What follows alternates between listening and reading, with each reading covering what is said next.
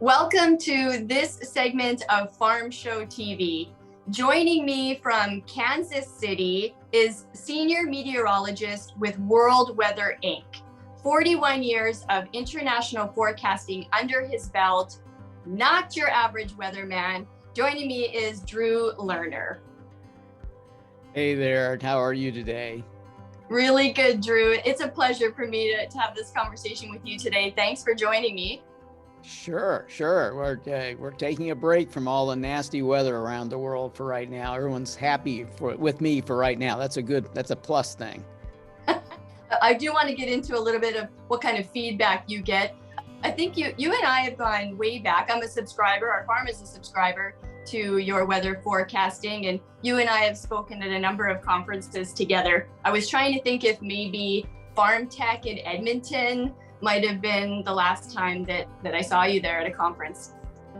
Yeah, that's probably about right. It was just about 5 weeks later that I was no longer able to get out and about. So that was one of the last times that I was certainly in Canada. I believe there was a couple of other meetings, but yeah, it's been a long time and I'm still grounded here. I guess the rules getting into Canada are changing a little bit. That's a plus, I guess, but you just never know what you're going to run into. So I'm hoping that we can get this pandemic under control and maybe we can resume some kind of normalcy for 2022.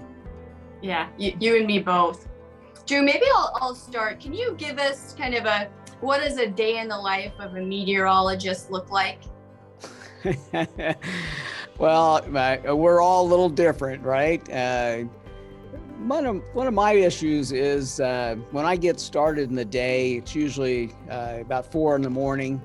And I usually the first thing I do is take a look at what's happened overnight. So I get out our latest weather data and start assessing. I'll start in the North American continent and work my way around the globe. And the idea is that if anything has happened that shouldn't have happened or is going to happen, I need to get that in my mind. So that's the first thing that I will do.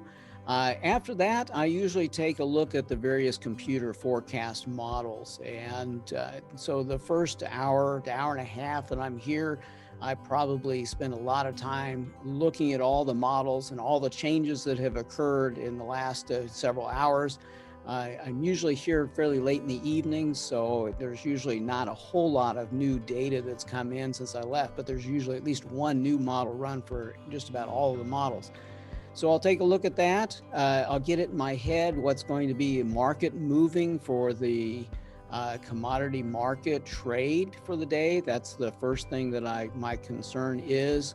And I will go from there to recording a podcast that we have that basically is the morning market weather changes for the commodity trade, and basically spew forth whatever I've learned. If we've got a new tropical cyclone that's going to go a different direction than what was expected, I'll spend some time with that, but talk about the general trends. And really from that point onward, it's just one product after the other. We've got some written text that we do. We have a number of other products like the one you subscribe to. And so we spend a lot of time putting those all together. But the research time in that first hour, an hour and a half that I'm here is just absolutely critical. Because if there's something that has happened that's going to move markets, that becomes the very foremost thing that needs to be handled. So if there's a frost or a freeze coming up that's going to hurt coffee areas in South America, then I need to jump on that and get that report out to our subscribers as quickly as possible. And it just goes on from there. It may be one of the biggest differences between your subscription and a lot of the other free weather forecasting services, is I find a lot of the other forecasting channels out there really focus on highly populated urban centers, whereas your forecasting focuses on production areas, agricultural production areas. Can you give us an indication of what % of your clientele would be in the agriculture and food industry? Oh, probably 90%. We are an agricultural weather firm. That's been our forte. That's That's where all of my history has been since 1979. And I live and breathe the ag industry. And so when I developed World Weather Incorporated, I had full intentions of maintaining that. We do dabble a little bit in energy, and we dabble some in transportation, and do some various other strange things, but it's really all about agriculture. And our subscribers, they vary greatly from the farmers all the way up through major food companies and brokerage firms and transportation companies. Really any part of the entire agricultural chain, from the seed that gets put into the ground to food on the table, is part of our forte. And that's where we spend all of our energy. And I like that a lot. I really enjoy the agricultural sector because it's maybe a little bit more ignored relative to a lot of the other weather sectors. Right. I would say since the dawn of time, the agriculture industry has had to consider the weather forecasting, as something of interest. And not only are farmers interested in the prediction of weather, we're also interested in the data collection and the analysis of the weather. So I would say your business is probably just as much about data collection and analysis as it is predicting weather. Would that be fair? Oh, absolutely. If we didn't have a good data coverage, we can't possibly provide the kind of information that we do. And that's one of the good things about the industry changes that have taken place in my 42 years of doing it. The amount of data that we have access to now is actually almost overwhelming. The only issue is whether or not it's data that we can be relying upon. Some of the volunteer data that's out there isn't always the best quality data. So we have to be real careful not to grab onto some kind of erroneous information. But yeah, absolutely. Data collection is absolutely imperative. And just like the model data is, if you don't have good quality data to begin with, you're going to make an error for sure. And the models are dependent on that data too. And that's one of the reasons why the models have gotten a little better over the years. Because there's now a lot more data that's coming into them. When I first started this business, we didn't even have computer systems, unfortunately. So we hand plotted everything, and the amount of hand plotting that you can do is pretty limited. So, praise the Lord, we got ourselves a computer. Were you using a sundial, Drew, or what? Yeah. Way back when? A little wet finger up in the air, right? Right. Throw some chaff in the air and see which way the wind blows. There you go. You got it. So, Drew, there is a public conversation happening around the globe. And certainly if you follow any Canadian politics, we're in the middle of a federal election. And the conversation around climate change is big and it's heavy and it's weighing on a lot of people's minds. And for me, I would say the conversations that I have with other farmers, it's a very different perspective on what climate is, whether or not it's changing, and the weather. Farmers have always been concerned about short-term weather. So we're looking at, is it going to get a rain so we can germinate the seeds that we've planted? We look at medium-term weather. Are we going to get hail before harvest? Are we going to get snow in the wintertime for subsoil moisture? And then we have to consider long-term weather patterns. Is the drought that we're experiencing now going to last for 5 years, 10 years? What does that look like? So farmers have forever and always been looking to adapt to weather conditions that change, whether that's an extreme at flooding or an extreme at drought. So I'm really interested to hear from a meteorologist perspective, what is your take on the climate change discussion? And is it different than what we're hearing from politicians and activists? And how do you sort out the data that we're talking about? Boy, that's a loaded question that's going to take hours to answer properly. And go. Well, probably the most important thing here is that we need to, first of all, separate what is weather and what is climate. They are very different. And I think the media does a terrible job in jumbling these up in such a way that everything is climate, and that is not correct. Weather is what you were just describing. And it's, is it going to rain today? We've got the storm system coming in from the west and it's going to move which way, how big is it going to be? How much rain is going to occur? And in any particular day, a single weather system can produce a mellow amount of rain, or it can come in and produce a disastrous, wind and hail and all kinds of damage. But any particular day has a weather event that will create extremes, whether it's in your town or whether it's in someone else's town. The weather is volatile and it will always be that way. Now, climate is the average of all the weather that occurs, and that's what's really most important. The the climate is basically, we use a 30-year average for most places around the world. So if you take the daily weather and you average it out over 30 years and you get the average temperature as being 14 Celsius or whatever, that is your climate for that particular area. So climate doesn't change every day, right? If you have an increase in storminess that occurs over 30 years, then you can talk about climate change. It's now stormier than it was 30 years before because the frequency of storms is higher.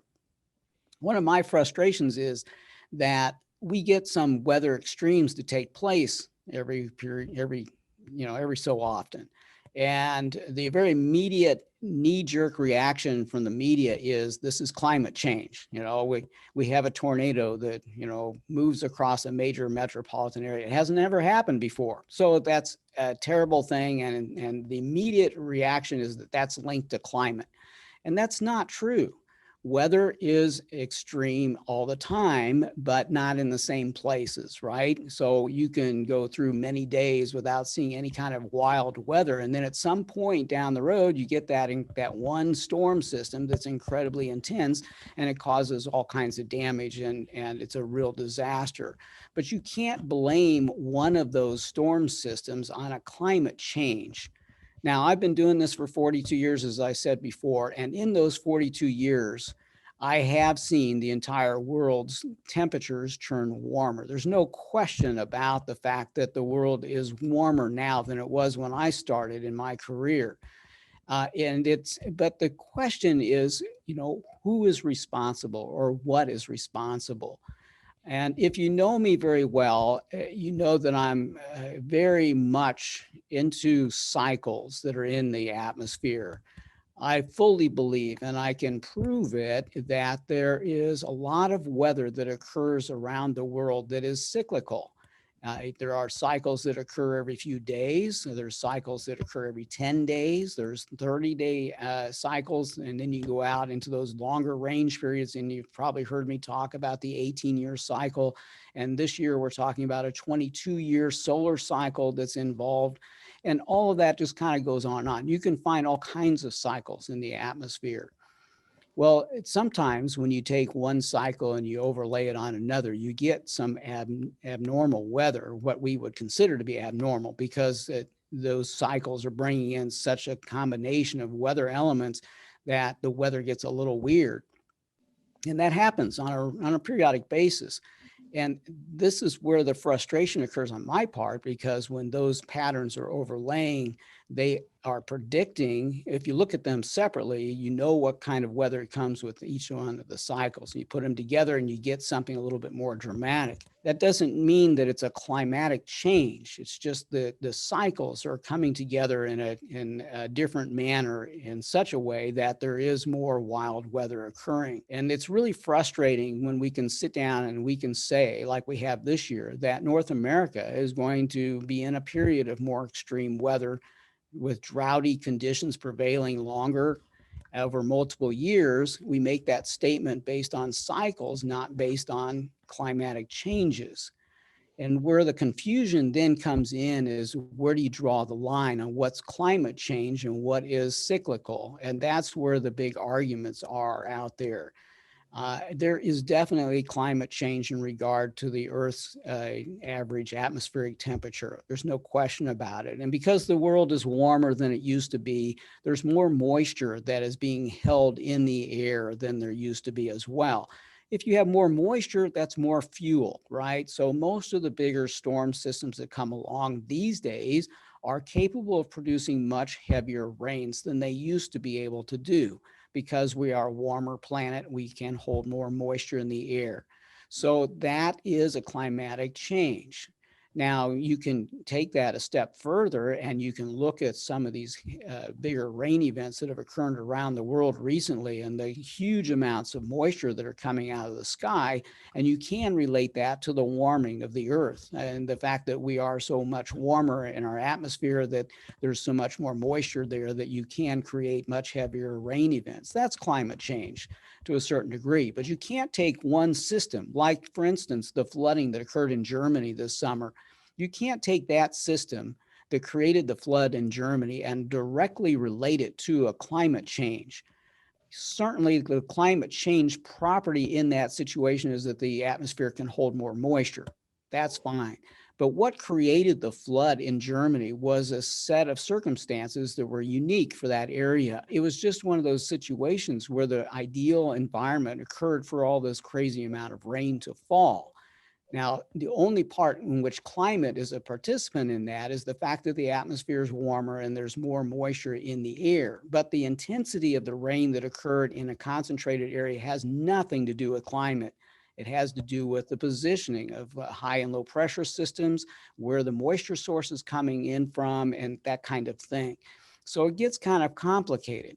And the thing that we have to remember when we see these disasters take place is that not all of them can be totally linked to a climate change. And that's where the frustration on my part is, because the political part of all this is that they take every little adverse weather event that takes place and blames it or links it directly to climate. We both knew it was not going to be a short answer. It's a big, big issue.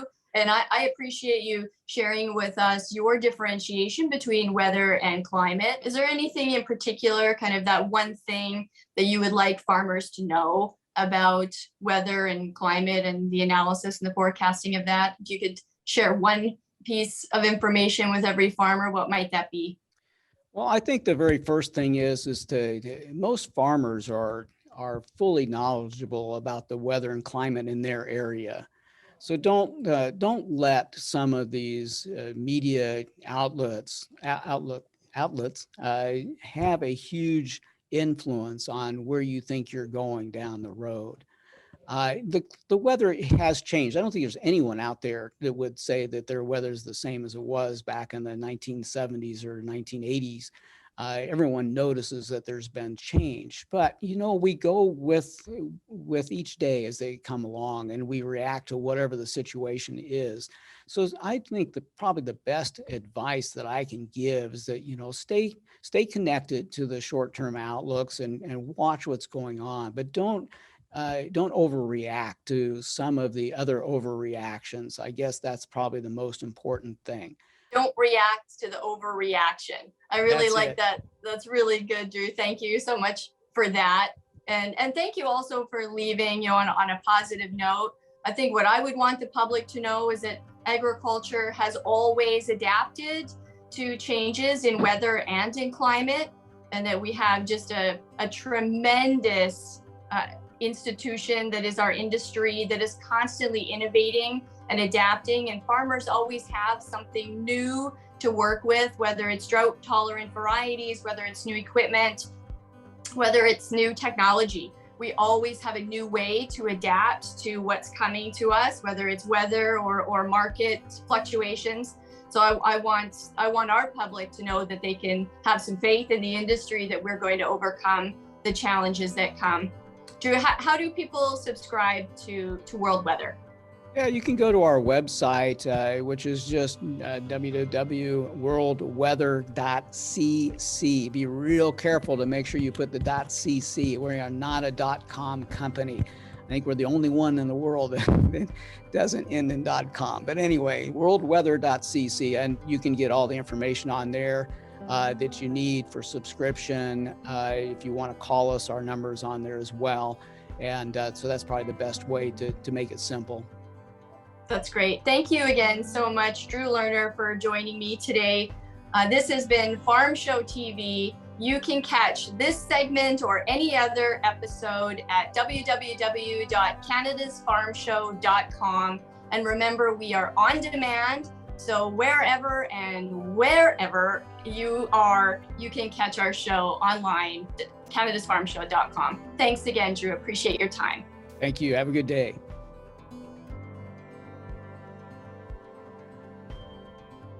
My name is Steve Webb, and I'm the Chief Executive Officer at the Global Institute for Food Security. In no time in my lifetime has food security and concerns about where their food comes from been as high on the agenda of the Canadian public as it is today. It's a great opportunity for us in agriculture.